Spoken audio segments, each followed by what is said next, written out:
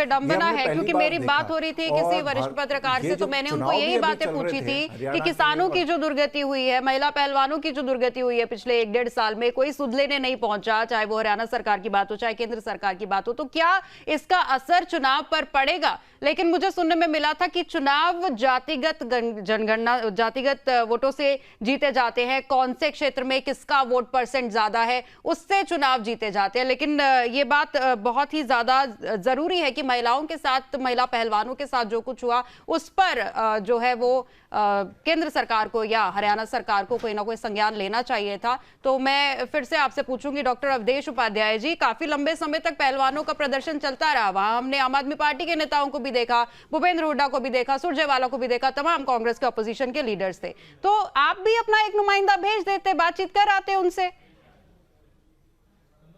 देखिए, जब आंदोलन की यदि बात चल रही है तो मैं बताऊं आपको, जिसलिए वो आंदोलन किया गया था क्योंकि उसके लिए बातचीत हुई थी।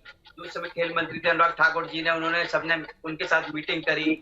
उन्हीं के जो खिलाड़ी आंदोलन कर रहे थे उनकी इच्छा अनुसार एक कमेटी बनाई गई, उसके द्वारा जांच की गई।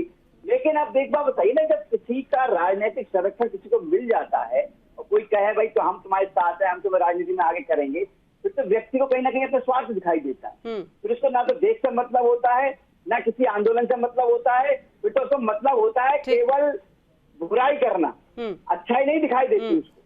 तो ये कहीं ना कहीं आंदोलन जो था उसकी सच्चाई पूरे देश के सामने आई।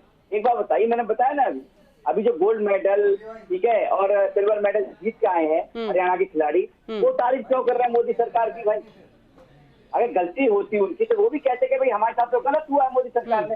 ये कहीं क्यों? क्योंकि वो खिलाड़ी हैं, उनको अपना खेल से मतलब है, उन्हें कोई राजनीति नहीं है, राजनीति से कोई लेना देना नहीं। खेल में राजनीति की कोई जगह होनी भी नहीं चाहिए, खेल में राजनीति की कोई जगह नहीं होनी चाहिए। बिल्कुल बिल्कुल। तो देखिए, आज जो है हरियाणा के गांव गांव का बच्चा खेल में आगे बढ़ रहा है, आगे पार्टिसिपेट कर रहा है, और देखिए गोल्ड मेडल, सिल्वर मेडल, तमाम मेडल लेकर आ रहे हैं।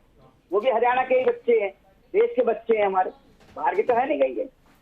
फिर हरियाणा के बच्चे, हरियाणा के नौजवान जब खाड़ी देशों में जाते हैं मजदूरी करने, तब आपको उनको रोकना चाहिए, आपको आश्वस्त करना चाहिए कि आपको यही रोजगार मिलेगा।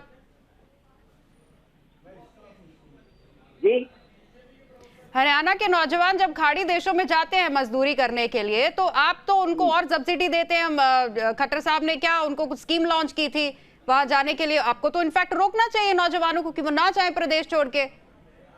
देखिए, नौजवानों के लिए जो किया है भारतीय जनता पार्टी ने, वो किसी सरकार ने सोचा भी। मैं बताऊं आपको, एक बात और याद आई मुझे, जब कांग्रेस सरकार थी, ये तो गीता फोगाट ने कहा है, गीता फोगाट को बनाना था, डीएसपी बना दिया, बेचारी को एएसआई इंस्पेक्टर बना दिया।